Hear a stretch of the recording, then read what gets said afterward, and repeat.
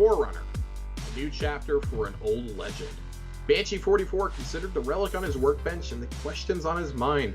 One stood out above the rest. Who were you meant for? The form of the weapon suggested an oversized sidearm, a secondary weapon for a giant's hands. The function presented more so as an anti-material rifle. Looks to be 12.7 millimeters. Looks like they were making a hand cannon but didn't know it yet. Banshee wondered further about the warrior who could wield such a thing. His attention drifted momentarily, drawn by Shax's voice booming nearby. Huh, yeah, maybe, and a big one too. The weapon was laced with fractures from a life of fire and a sleep of ice, and perhaps other, more exotic stresses. Banshee wished he could have heard the relic's voice, but he knew from earlier examination it had fired its last round.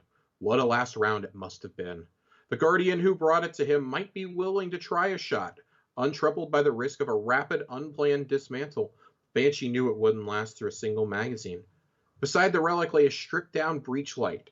He would adapt it for a larger round. Custom casings and handguard, sensorium, link, scope, and he had other ideas to try as well. It would be an homage, an offering to the creators of the original relic, a legacy. With that satisfying thought in mind, the gunsmith went to work. This is a really special lore piece. Obviously, it's all kind of tongue-in-cheek. They're obviously wondering about the Master Chief. They can't explicitly say it. Like we said, you found it in the cryopod. And when he's talking about it here, when Banshee's describing it in her monologue,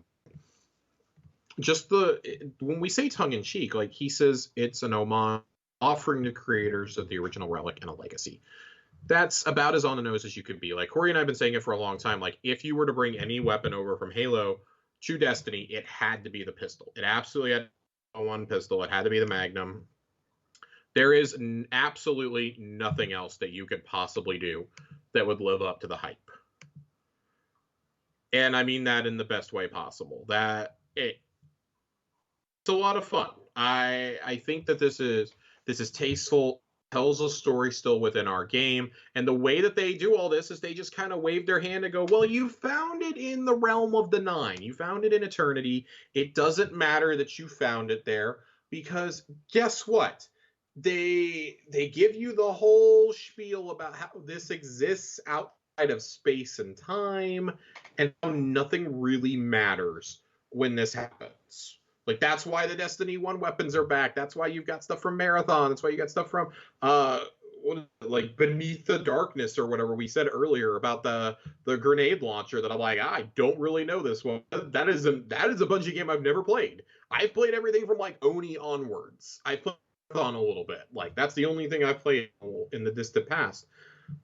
But this is about as good as I think the battle rifle, the focus rifle is definitely a little bit more of a deep cut. Because I think, like, of all the weapons you could bring over, I expected a plasma rifle before a focus rifle. But the justification of this is our test for legendary trace rifles makes a lot of sense. And at the end of the day, I don't know that you could have done a more fitting tribute to where Bungie has been and where they're going than bringing,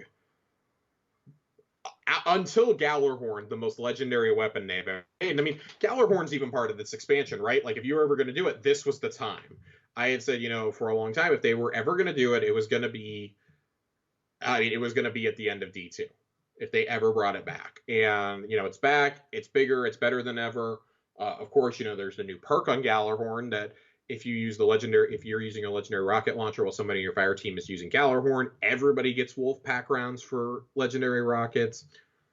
Just, you can't get more nostalgic than the Forerunner sidearm, the Halo armory, and Gallerhorn all being in the same expansion. You just can't. There's no way to do it. It's just a fun little tongue-in-cheek reference, and at the end of the day, it's like, okay, I think this is them saying goodbye to Halo for good, frankly. It will always be a part of who they are. Obviously, Bungie is not Bungie without Halo. It was a huge gamble at the time. Nobody thought it was going to work out, and then it becomes arguably one of, like, the 10 most important franchises of all time in gaming. And for them to kind of look back and say, okay, here, we're going to let you have these weapons, but this is probably the last time we're going to do anything with Halo at our company. it's something special, and I'm really glad that I got to be here for it. Yeah. I got to see the beginning, and I got to see the end, and now I'm seeing the epilogue 10 years later. Mm-hmm. It's almost like a, I don't know, it's almost like that thing where they it's hard to explain. Like they love that original trilogy, and you know what they did with Halo and everything, and you know everybody's been like wanting them back to do a Halo game since 343 took over for some reason, and like Right.